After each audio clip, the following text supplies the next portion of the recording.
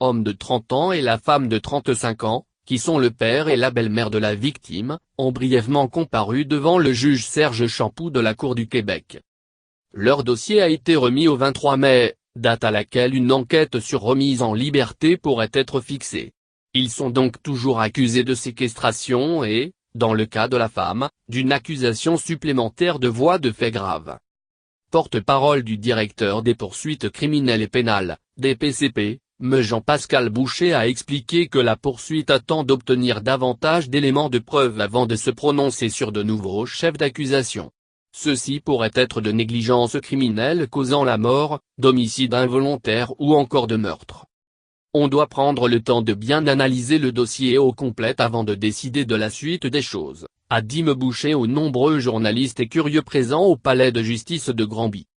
Les causes et les circonstances du décès devront être déterminées. Pour l'instant, toutes les informations sont analysées en lien avec la trame factuelle. Il a rappelé que policiers et procureurs travaillent consciencieusement sur cette cause triste afin de réunir tous les éléments de preuve, notamment les expertises médicales et policières. On va laisser les autorités faire leur enquête et nous déciderons si de nouvelles accusations doivent être portées, a ajouté M. Boucher lors d'une entrevue en anglais. La mort de la fillette a des conséquences et ça sera considéré. Dans l'intervalle, les accusés restent détenus. M. Boucher ne s'est pas avancé sur la possibilité que les autres enfants du couple aient aussi pu être victimes de sévices.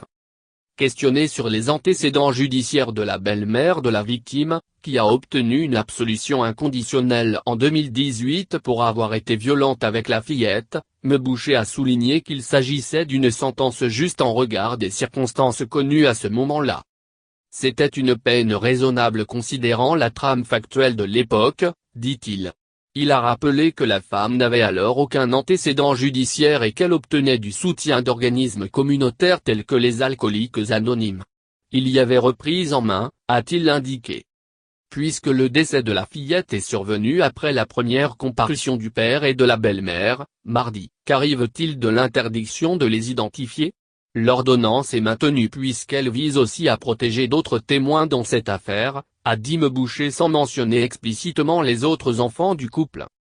Sinon ça pourrait nuire au processus judiciaire, a-t-il laissé tomber. Le DPCP a aussi profité de l'occasion pour rappeler au public que l'ordonnance de non-publication émise par le tribunal ne vise pas que les médias, mais aussi les citoyens. Les événements des derniers jours ont démontré la portée limitée d'une telle ordonnance puisque les noms et des photos du couple et de la fillette ont abondamment circulé sur les réseaux sociaux. M. Jean-Pascal Boucher a rappelé qu'en théorie des accusations pourraient être portées contre tous ceux qui enfreignent une ordonnance de la Cour.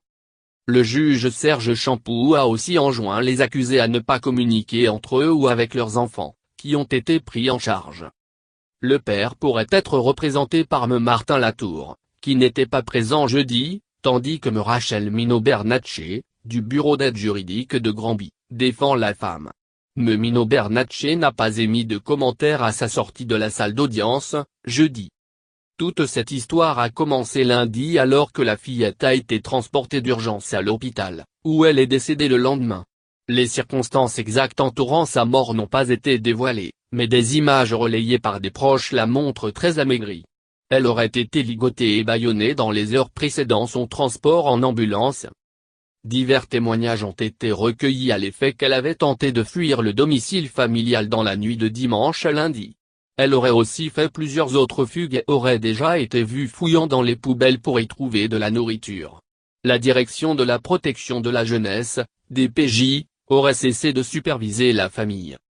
Le tribunal de la jeunesse avait accepté de donner la garde complète de l'enfant au père, l'an dernier, tout en soulignant que le couple avait besoin d'être outillé pour intervenir auprès d'elle. Le père, qui pourrait souffrir de troubles mentaux et de consommation, avait des antécédents criminels de vol, de fabrication de fausses preuves en cours et de bris de conditions. Jusqu'à l'âge de 3 ans, la fillette a été sous la garde de ses grands-parents.